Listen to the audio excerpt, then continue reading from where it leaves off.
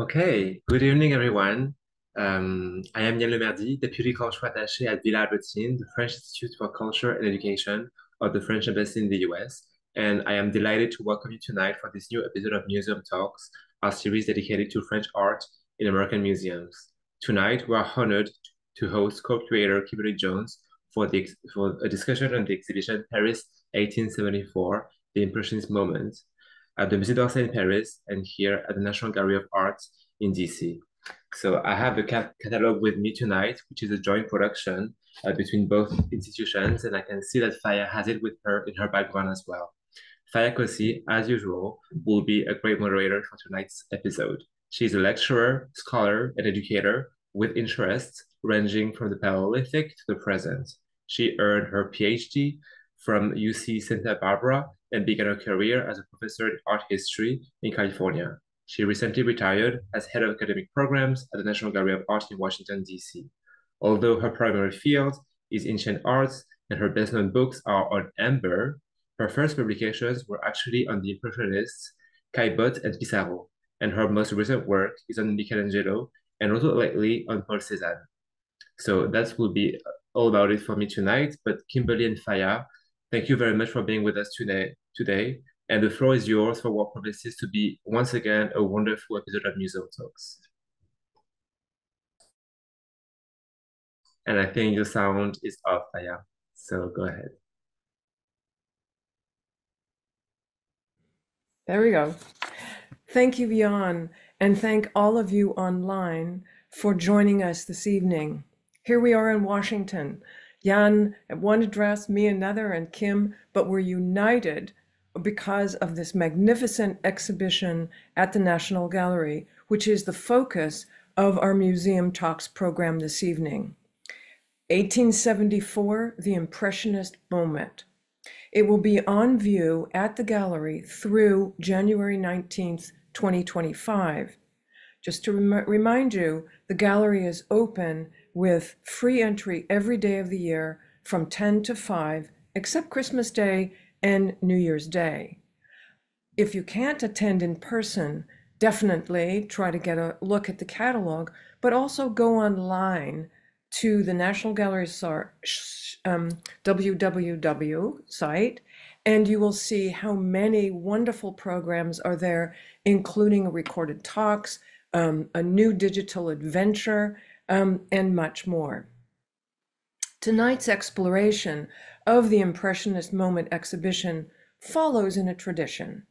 Since the gallery's opening in 1941 of celebrating in-depth exploration of artists and moments in the history of art, very often placing into context great works in the gallery's permanent collection. This show is no exception to this. It too follows a very important history of collaboration between France and the United States. In this case, two gallery curators, Mary Morton, curator and head of French painting department, and Kimberly Jones, curator of 19th century French paintings, partnered with our colleagues at the Musée d'Orsay, where the exhibition opened this year. And we thank Sylvie Patry and Anne Robbins for their wonderful collaboration. Tonight, Kim will be taking us through the exhibition.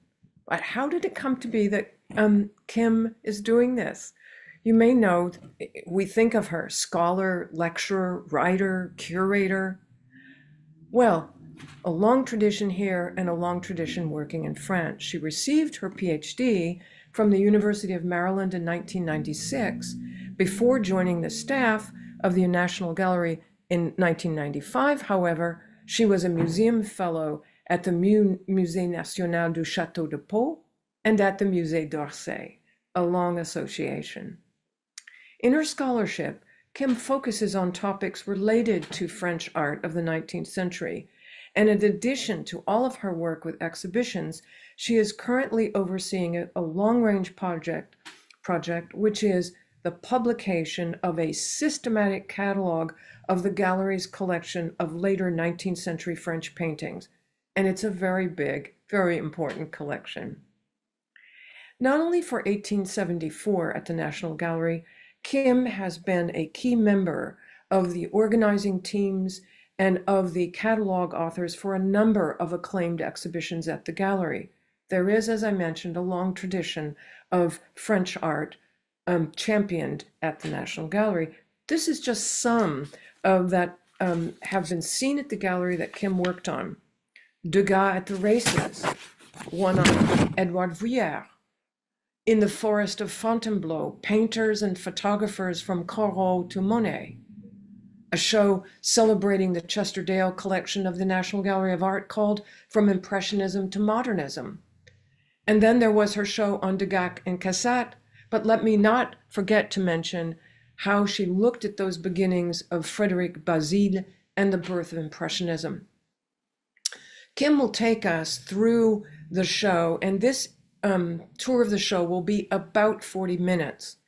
At about 6:45, we'll begin to take any questions we have from the audience and take them to about 7 o'clock. So if you have any questions or comments at any time, please put them in the bottom in the Q&A section at the bottom of the screen, not the chat, Q&A.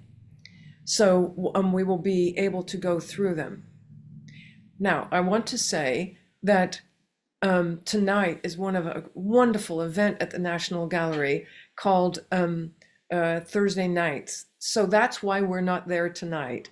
Hundreds, if not thousands, people are there having a great time, seeing the collection, celebrating. So because we couldn't go in the galleries tonight, I met up with Kim earlier this week and took photos of her showing us particular details of paintings and works before it opened to the public in the morning. So if you go, you can't get as close as Kim. She has a big red badge, which surrounds her nameplate, but we were able to do it. So we're trying to give you that immediacy that you get when you go to the show. And now, Kim, over to you. Well, thank you, Faya, for that lovely introduction. I'll dive right in because we've got a lot of ground to cover.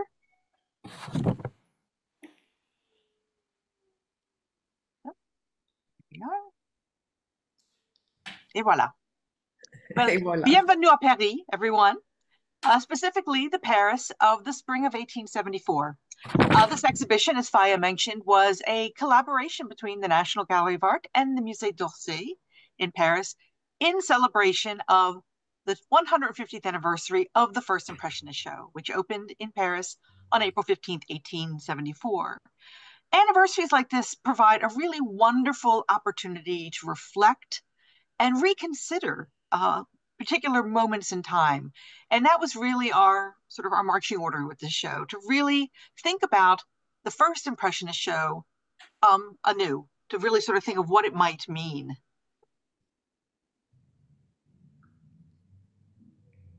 So here you have the entrance showing the photograph of the Nadau studio on the Boulevard du Capucine, which was the home of the very first Impressionist exhibition.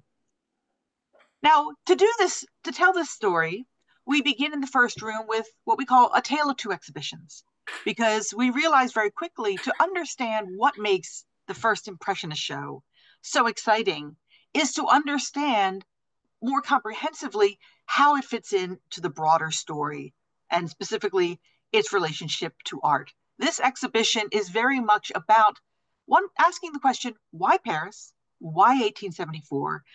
And sort of exploring the social, political, artistic, economic environment that allowed for what is essentially the birth of modern art. And we do that through two exhibitions, one being the first Impressionist show. They were not Impressionists in 1874. In fact, the name of the group was the Société Anonyme des Artistes Peintres, Sculpteurs et Graveurs, etc., which is a mouthful. Obviously, Impressionism is so much easier. But this is important to keep in mind, that they were not Impressionists in 1874. That, in fact, what they were was a joint stock company. And each member of the group essentially owned a share in the company. That was how they organized themselves. And that gave them the monies to actually create this exhibition. There was no stylistic or subject matter that sort of united them, only the desire to exhibit and to control what they exhibited, and how they ultimately sold their art. There was a good reason for this because they were in competition with another exhibition, the Paris Salon. The Salon, which was held annually, was without doubt the largest and most prestigious contemporary art exhibition in the world at the time. Just to sort of give you some statistics so you can better understand this, you can see, for example, one exhibition was in the Palais de l'Industrie, a literal palace, versus a photographer's studio. The Salon had 3,700 works by over 2,000 artists, and more than 500,000 people visited the exhibition over the course of 2 months, in contrast to the first Impressionist show, which only had slightly over 200 works by 31 artists, which was only seen by 3,500 people. So a much smaller enterprise. It's very much a David and Goliath story. And that is really the starting point that we will continue throughout the show. As we move through the exhibition, with only a few exceptions, every single work that is on view in the exhibition was on public display in Paris in the spring of 1874, either in the Salon or with the Société Anonyme. So this is the first room of the exhibition, where we set up a very bold confrontation between two masterpieces. And here I am showing them off in my finest form. This was from the very beginning, Mary Morton and I, in collaborating and thinking how to tell the story. We were excited by what we called the clash, sort of basically this confrontation between these two iconic paintings. One, Jean-Léon Gérôme's Éminence Grise, which is the quintessential embodiment of academic art. Gérôme was probably the most famous and successful French painter of his day. He won the Medal of Honor at the Salon of 1874. This painting is filled to the brim with all the sort of hallmarks of academic art. It is precisely painted, beautifully executed, thoughtfully observed, filled with rich archaeological exactitude and detailing. And of course, it has a narration, it has a story. We see a man, a Capuchin monk, who is the advisor to Cardinal Richelieu, who was, of course, acting in sort of the underage Louis XIII. He was the shadow advisor, literally the power behind the throne, the Éminence Grise. And you see in this wonderful painting how Gérôme captures this moment as all the courtiers in their beautiful silks and lavish clothes are bowing obsequiously to this monk who pays them no mind, while the men on the stairs look back. And I love the man in particular with the black hat who has a sneer on his face, filled with revulsion, but also envy that he does not have that kind of power. So this is what was considered the pinnacle of academic style and academic art. And then you contrast it to what is considered a mess on the other side, Claude Monet's Impressionist Sunrise, the painting that, of course, is credited with giving the name to the group, that they would adopt this name not until 1877. And it was a painting that most people didn't understand. It looked unfinished. It was described like wallpaper. It's just a sketch. And what's extraordinary is the subject is the industrial port of Le Havre, shown at sunrise, filled with the miasma of smog and fog. It's a very atmospheric painting, but very hazy and lacking any kind of sort of three-dimensionality and sort of the physicality, as you will, of the Gérôme painting. So it sets the viewer up from the beginning that this is sort of the two sides of the coin at the beginning. And this is a confrontation that we will continue, but we will complicate as you move through the exhibition. So in that first room, we also highlight the two exhibitions. On the left, you see Monet painting the Boulevard du Capucine. This is actually a view from the window of Nada's studio, the space where the first Impressionist show was held. So you could look down the Boulevard des Capucines. You're looking in the direction of the Paris Opera, which is just at a view behind the trees. And the location was chosen with great care by the Impressionists. This particular neighborhood was one of the new wide boulevards created by Baron Haussmann with these beautiful white marble buildings. And it was close to the financial district. The Paris Stock Exchange was very nearby, but it was also a neighborhood filled with cafes and restaurants and high-end shops. It was very chic.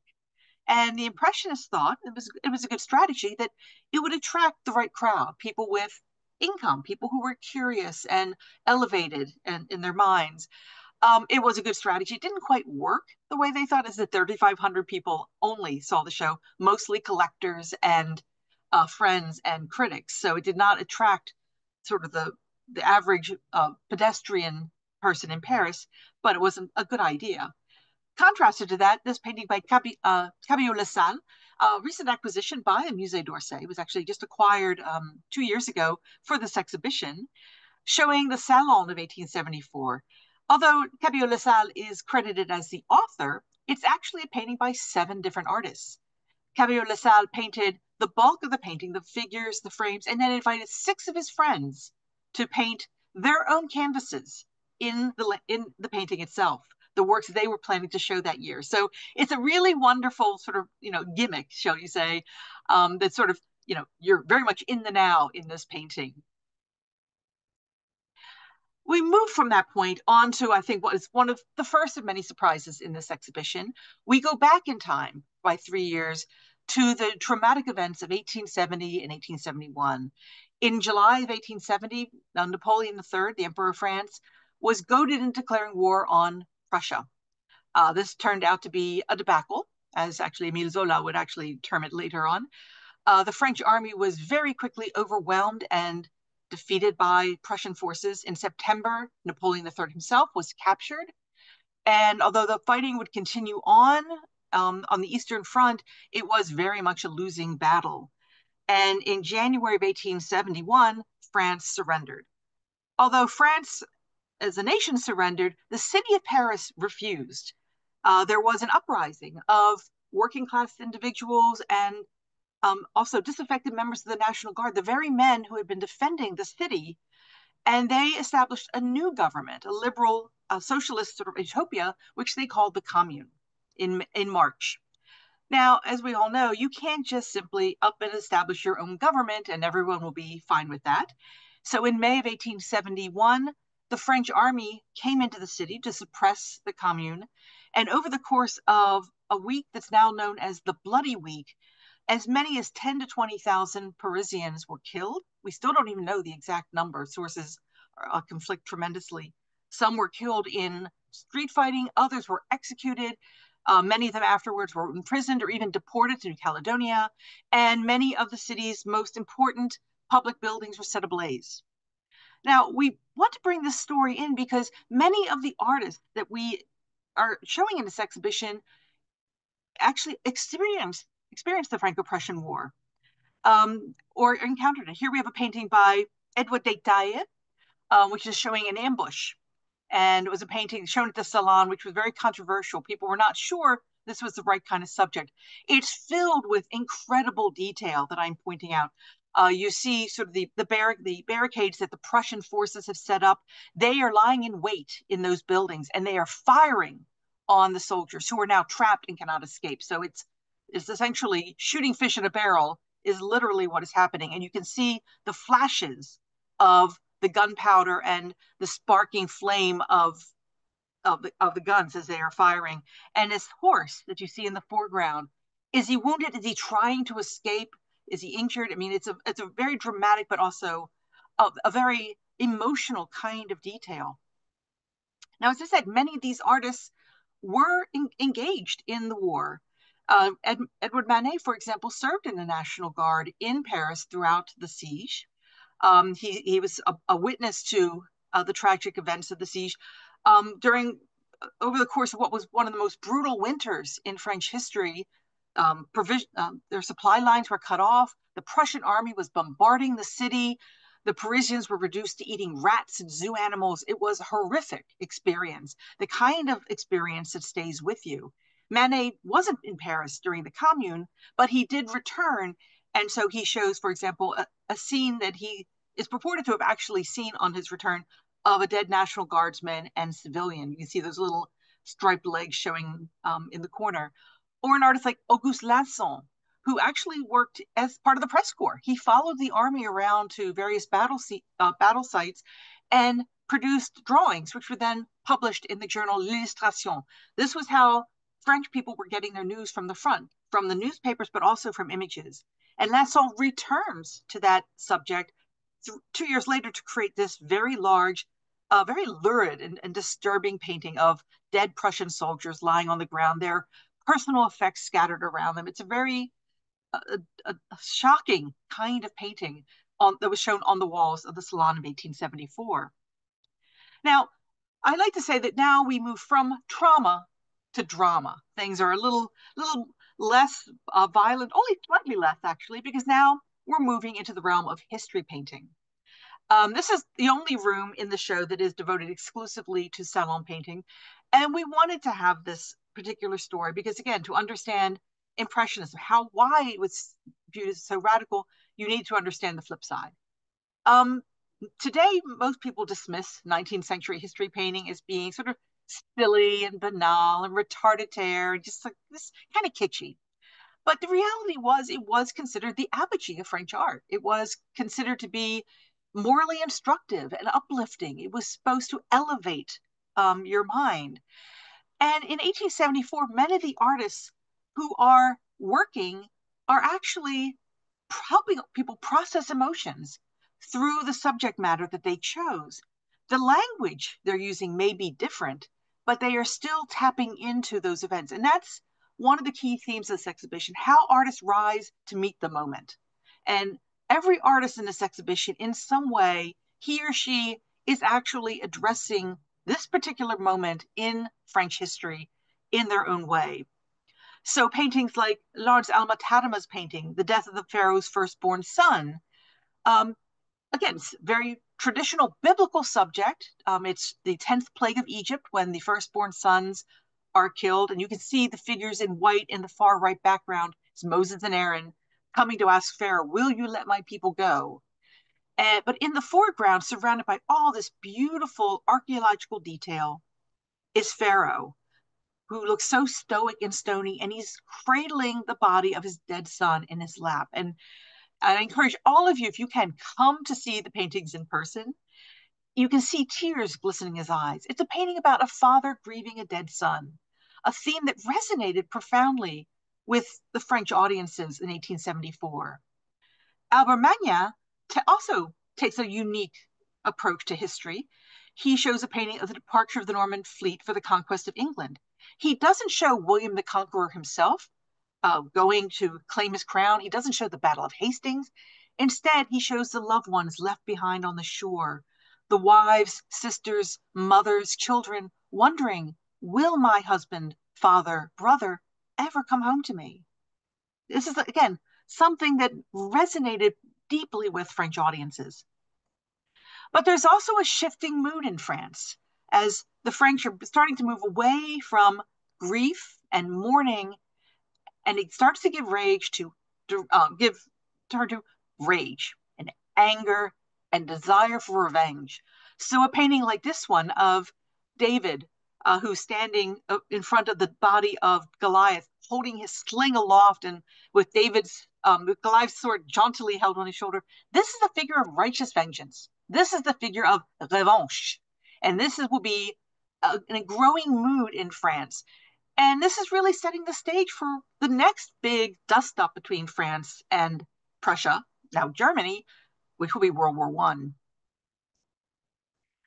Now, when one moves into the fourth room, I think a lot of people will have a sigh of relief because now you think, Impressionism at last. Well, not precisely.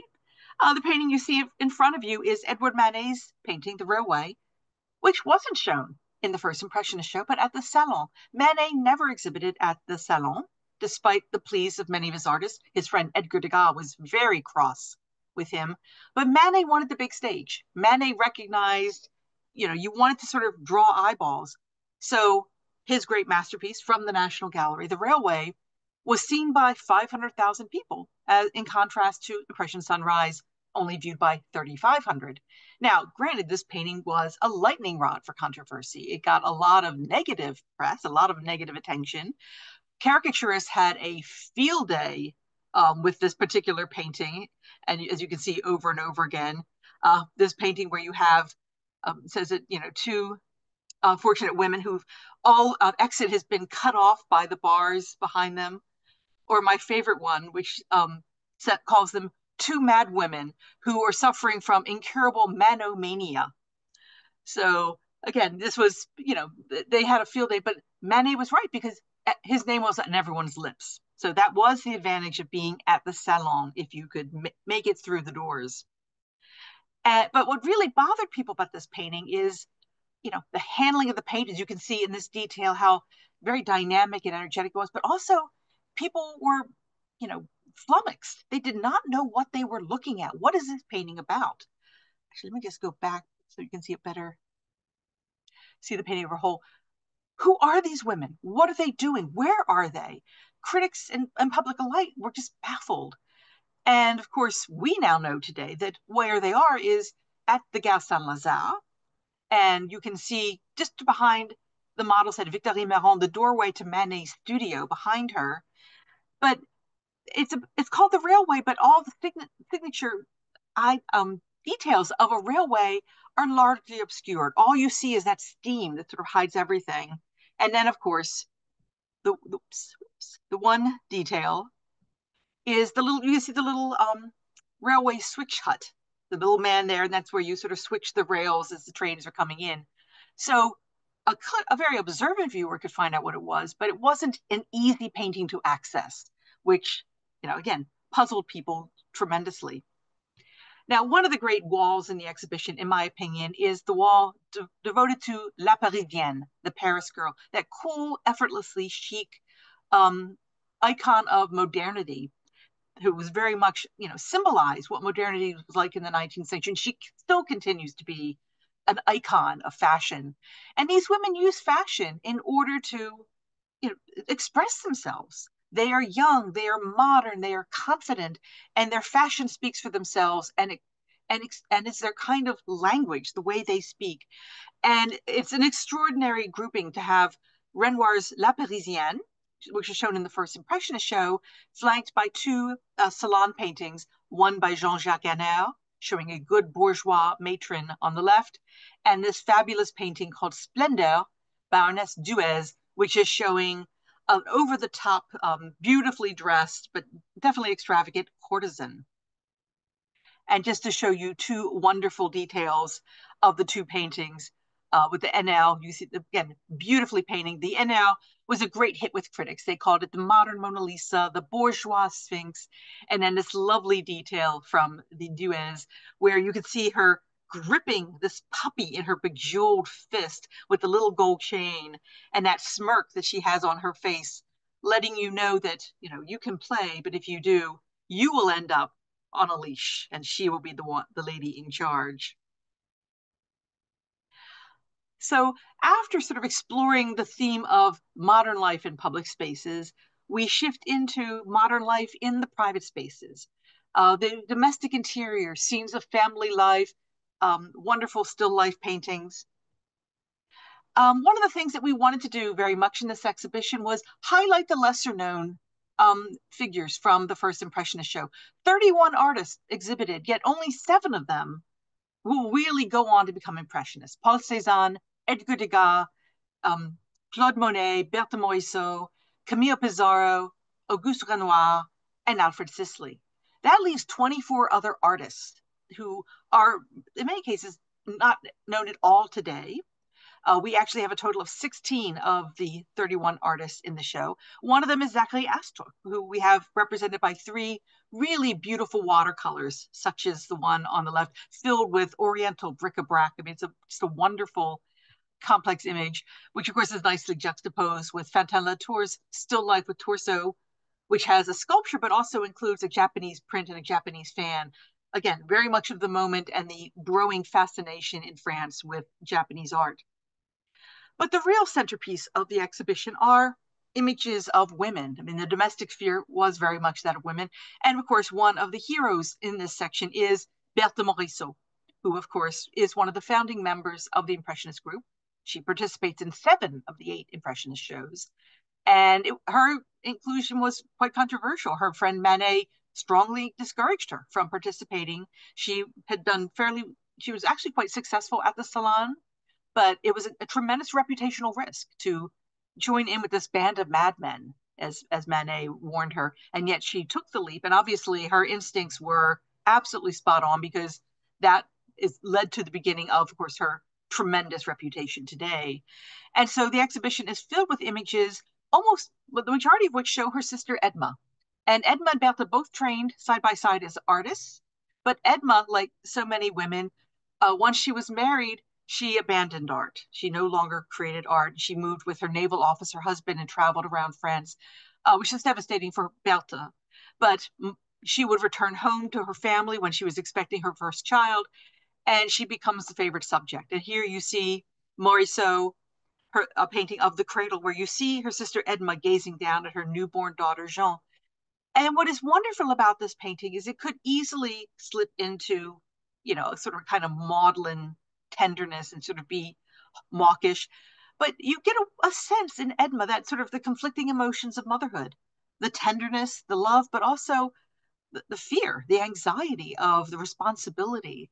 And Morisot is just so adept at sort of capturing the inner lives of women. And then on the other side, a salon painting, which is just really just such a fun sort of thing. This is not, of course, a domestic lady. This is very much a coquette. She obviously, you see her lifting up her skirts to show her ankle. She's quite the saucy minx. This is very much the kind of portrayal of a working woman that you would find in a salon painting, very much created by men and for the male audience. The big star in this room is The Luncheon by Claude Monet. This painting was submitted to the Salon of 1870, but was rejected by the jury. And when Manet had the opportunity, he showed it in 1874. So this painting, and you get a sense of the scale, how large it is by my standing there. This was hanging in the same exhibition as Impression Sunrise and the Boulevard des Capucines. It seems such a strange thing, but this was a very ambitious painting, and Monet wanted the opportunity to show it. And in fact, he priced it at 5,000 francs. It was the most expensive painting offered for sale at that exhibition. Spoiler alert, it did not sell.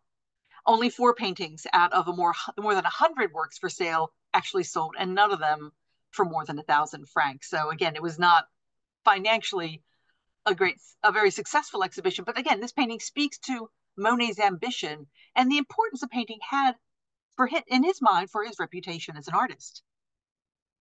Now we move into a theme that will be very familiar to people, and certainly one beloved by the Impressionists, that of the suburban landscape. Living in Paris, then as now, it was a crowded, noisy, dirty city. And so the ability to escape into the countryside, to breathe fresh air, to bask in the sunshine, away from the crowds, was always incredibly appealing. And the new railway system made this very accessible, but also very easy and affordable.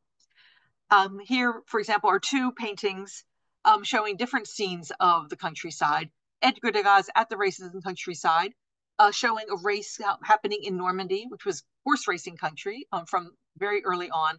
But what's curious about the painting is Degas focuses not on the race, which is happening in the background, but rather the carriage of his friends, the Vaupassants, who have pulled away.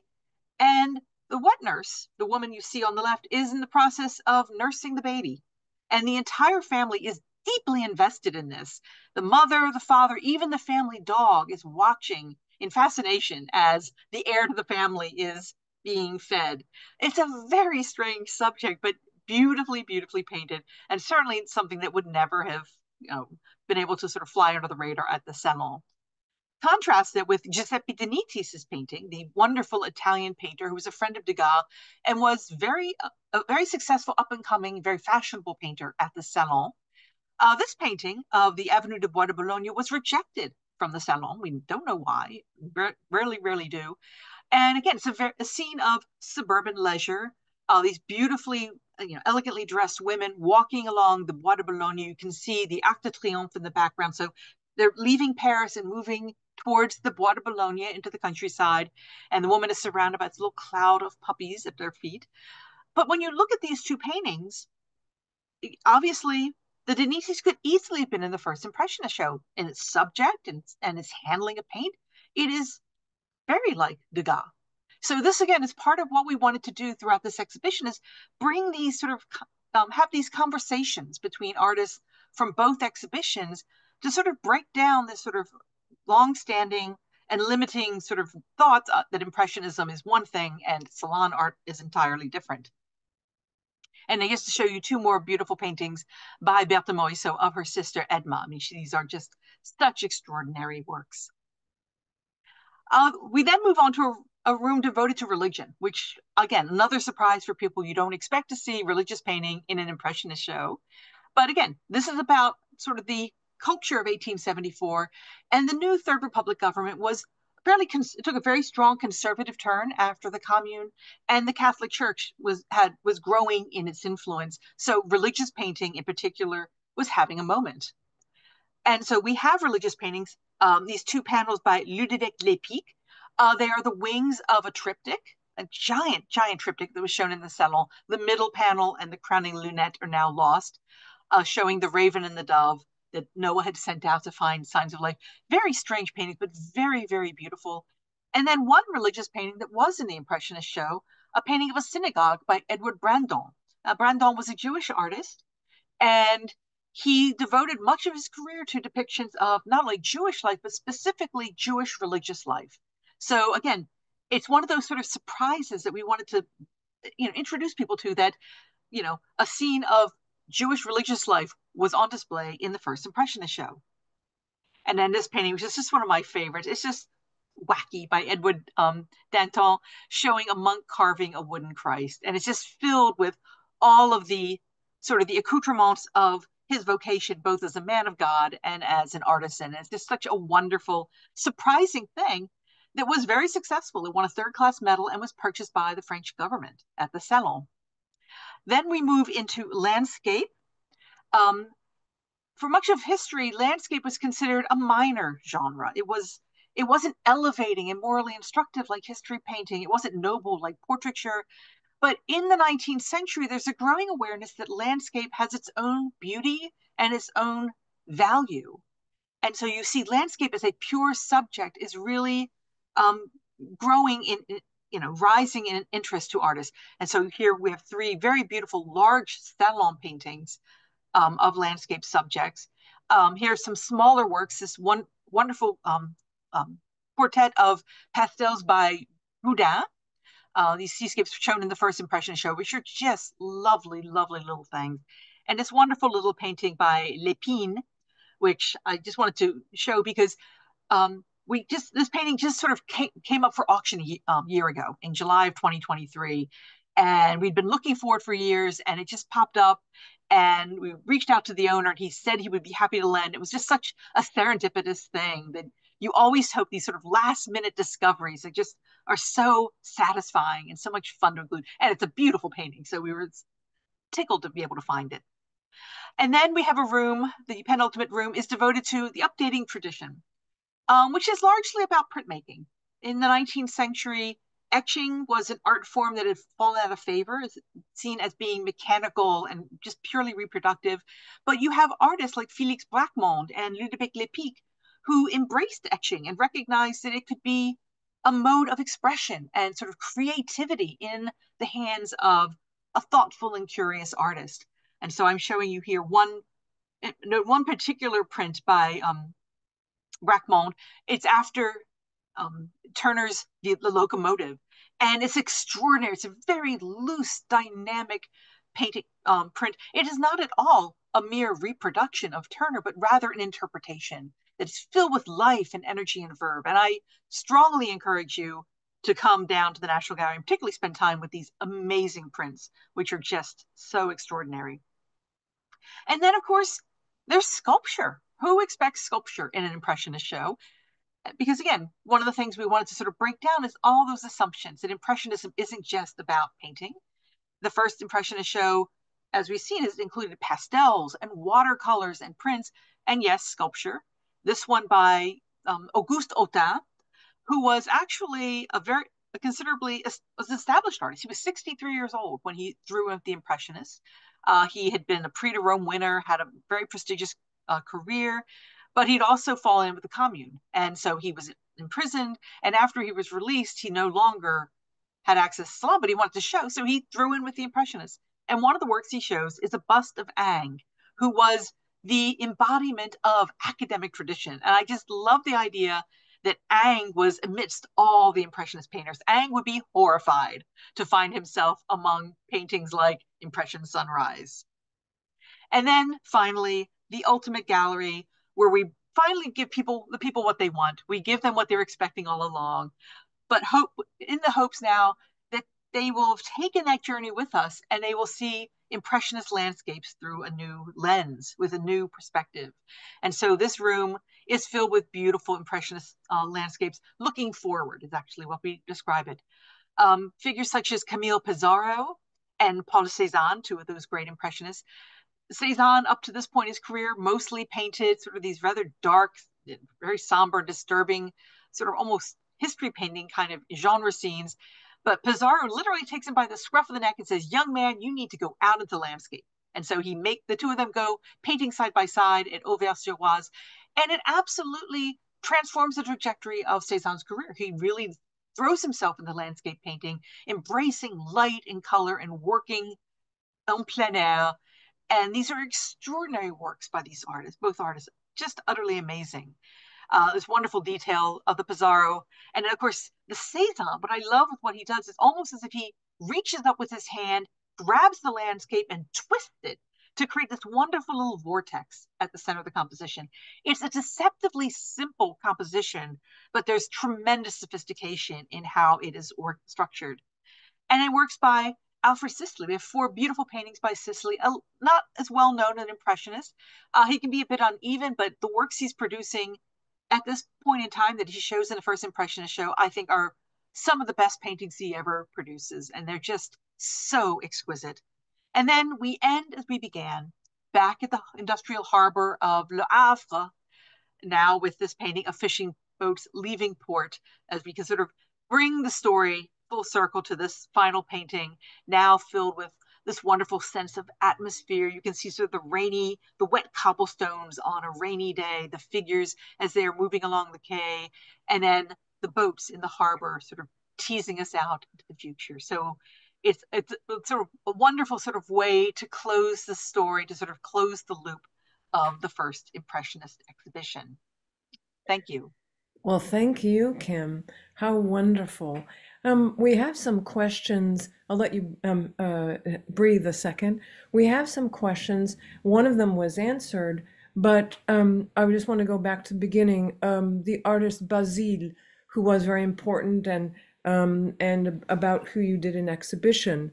So we have a question. Do you have any paintings by Basile in the exhibit? That was one very early on in this evening. Yes. We do not, because part of our sort of remit for this exhibition is we decided to be very rigorous and only exhibit works that were shown in the Salon or the Société Anonyme in 1874. So Basile was not part of that particular story, although he is historically credited as being the first to sort of vocalize this idea after the Salon of 1867, when all the young Impressionists were rejected. There's a letter to his mother in which he talks about a plan that he and some of his friends have come up to mount their own independent exhibition with no jury, and they would invite all the people they liked, and they were going to do it, and they were super excited. And so with Monet, we can't possibly fail. It didn't happen for 7 years. And of course, by that time, poor Frédéric Basile had died in the Franco-Prussian War. He was not around. He does get to sort of make a guest appearance in the second Impressionist show in 1876, when Renoir shows a painting that he had painted in 1869 of Basile painting his still life with Heron.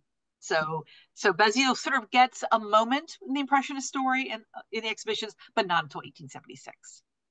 Thank you, Kim.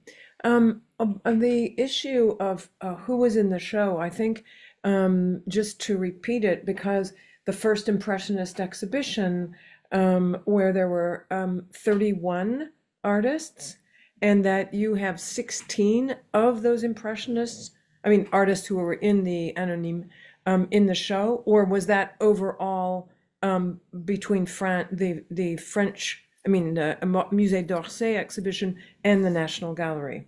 How many? There were a few more in Paris. They also had a painting by Bureau, which we did not borrow because honestly, we thought the condition was not great. We were when we saw it in Paris, we were a little concerned that it was not it did not do him justice. And so we did not want to, and there was a painting by an artist by Colin that we just weren't really, again, at a certain point, there's a matter of quality that you want really great things by these artists so that they really are shown in their best light. And then there was always the question that we struggle with all along is identifying the objects. Yes. Some paintings, like the Cézanne painting of the House of the Hanged Man, very easy to identify that with certainty that was shown. Other times it was a lot trickier to sort of know what was work. We spent a lot of time, we did a deep dive in all the criticism and the scholarship. But what we found was, we worked on this throughout COVID. And so we spent a lot of time doing that research. And then we went to France. We thought, oh, certainly there'll be so much more research since the great exhibition, The New Painting, 1986, the last time someone had sort of delved into these shows. And we found that no, actually there wasn't. So it was really a struggle to find some of those lesser known artists. I wish we had more success, and maybe for the 200th anniversary, maybe a few. So we found more than had been previously found, but there were still some artists that we just never, ever succeeded in tracking down anything, which is really frustrating and sad. But I think we did a best a showing of the full range of and diversity of artists and media that we were able to, bring to the public. I think when you think of just how many rooms that you have and what you managed to accomplish, it's extraordinary. And you bring up those questions about people who exhibited both in the Salon and in the Impressionist exhibition. And I like very much when you say, why wasn't it in there? I mean, the Degas was there, here are dogs, so that was a very well presented point. But we had a question where somebody is asking about the economics of art at the time. So you mentioned the 5,000 francs that Monet is asking for that remarkable big interior scene. What kind of prices were things being sold for at the Salon? And this is not a dissertation, but just an idea of the relative cost value. Well, I mean, in some ways, it's a little bit of apples to oranges, because one thing about a lot of Salon paintings is there were a lot of very big paintings, these big history paintings. And for works like that, there was kind of only one audience. There was only one buyer, and that was the state. The French government would buy these things, which they would then send to museums and churches and public buildings around France. So some of those really big Salon paintings were purchased by the state for, upwards to 50,000 francs. I mean, a lot of money. But again, these are really, really big paintings, whereas smaller works, again, so a lot of it has to do with, the subject and the scale was guiding a lot of that. I mean, and just to sort of maybe also give you count, like the medal, when you want a medal at the Salon, you want a first class medal, you got a reward of 1,000 francs just for winning that medal, whereas these artists are trying to sell. And so, one thing the Impressionists do, they don't succeed in 1874, but they are working much more with the market in mind, and they're creating works of a scale, and they're creating works that have subjects that will be appealing to an upper middle class audience, things that will fit comfortably in your house. Monet's The Luncheon, that was never going to be bought by a private collector, because where would you hang it? Who has a house big enough for that, except for very rare people? But something smaller, like Impression Sunrise or Berthe Morisot's The Cradle, they are scaled to a private residence. So, and it's a kind of subject that would be appealing. These scenes, these intimate scenes, still lives, landscape scenes that are pleasing. So over time, as a market strategy, it's a smart one. It does actually pay off over time. But in 1874, they're still sort of this weird group. They're doing something very strange that maybe we're seeing. A question we had, and it just shows how careful people are in listening, and that is, of the 4 paintings that sold in the first exhibition, 1874, were any of them were you able to get any of them for the 2 venues? Impression Sunrise was Of one of course. them, which sold Okay. for 1,000 francs. Unfortunately, one was a Renoir landscape that was purchased also for 1,000 francs, which we were not able to locate. It's one Right. of the ones we were looking for. And then there was a Sicily landscape. We think that might be the painting of the flood. We have records, and these are things that were actually in sort of so these were things purchased during the sale, so they're in the records of the Société Anonyme. And that painting was sold for, I think, 850 francs. And Yeah. it just says landscape, so we're not sure which one, but we Right. think it might be the one that's from Copenhagen, from the now Carlsberg Glyptotek. And then there was a painting by an artist named Louis Latouche, who was one of those we found nothing on. And he sold a landscape painting, which sold for 850 francs. Like, we don't know where it is. So we only really have 2 of the 4 paintings that were sold. And then the House of the Hanged Man sold shortly after the exhibition. So it was not under the auspices of the Société Anonyme, but it did sell, I think a few months after the show ended. Well, Kim, I also wanted to say, I mean, you mentioned that you were working on this in COVID, and a question that um, I've often got, you've often had too, was how long, once you began to discuss this exhibition project with the Musée d'Orsay and you began to work on it, how long was it? And when did the first discussions and how long did it take to do this? And you mentioned COVID in the meantime. Just give us an idea. Yeah, well, 5 years. So I know I can identify very precisely when it was. It was September of early 1875. October 2019. We were in Paris for the opening of Degas at the Opera, and my last exhibition, the one that was, of course, tragically a victim of COVID. And our new director, Kaywin Feldman, and Mary Morton and I were there. We met with the Orsay director, Laurence Descartes, Sylvie Patry, who was then the chief curator of the Orsay, and their head of exhibitions. And they, invited us to join hands and to work together. Of course, we immediately said yes. And Yes. I'd heard inklings that the show was sort of in the works from Sylvie, and I'm like, but this was the official pitch. And so, of course, we immediately came on. We're very, very excited. And then, of course, COVID hits.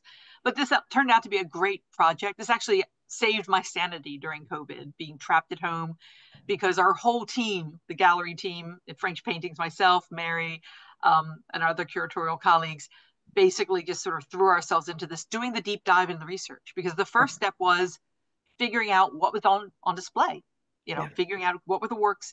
Then also, particularly for the salon, trying to figure out which works were the stars, which are the works that really had the most interesting stories, the ones that were very much part of the public conversation. Right. Because, rather than just sort of any random thing, they need to be very mindful. As I like to tell people sometimes forget that, the salon in particular was, basically high, that was sort of public entertainment. That was what everyone did. Yeah. It had as 500,000 people in the course of 2 months. 2 days a week, it was free to the public. And it was kind of like a big Hollywood blockbuster. Think back to Barbie and Oppenheimer. You had to see those movies to be part of the conversation. If you didn't see those movies, what would you talk about over dinner and over coffee with your friends? So you went to the salon. It was very much a public phenomenon. It was in all the press. It was very public and very much part of the public discourse in a way that art isn't anymore. It really, art is sort of now sadly oftentimes viewed as something elite and not for everyone, which is something we want to debunk. So we spent a lot of time with that. And then, of course, the next stage was finding where these things were. It's one thing to sort of be able to figure out what the painting was, but could you find it? And then, of course, the long, arduous process of negotiations and tracking things down. These paintings, particularly Impressionist paintings, are very sought after for exhibitions. So, for example, the Luncheon was not in Paris because the Städel Museum in Frankfurt had already committed it to a loan show, a touring show they were doing. Happily, it was available for Washington. Oh, So we good. knew we wanted to get we wanted to get word out. We wanted to reach out to our colleagues because this exhibition is very precise. It's very rigorous. And I'm proud to say that we were very successful. We got almost everything we asked for, with the exception of a few things with condition problems or loan restrictions. Our Chesterdale paintings, for example, can't travel to Paris. And then there were a few things in private hands that just people didn't want to lend, and that's always the case. But part of the reason we were so successful was the ask was so specific.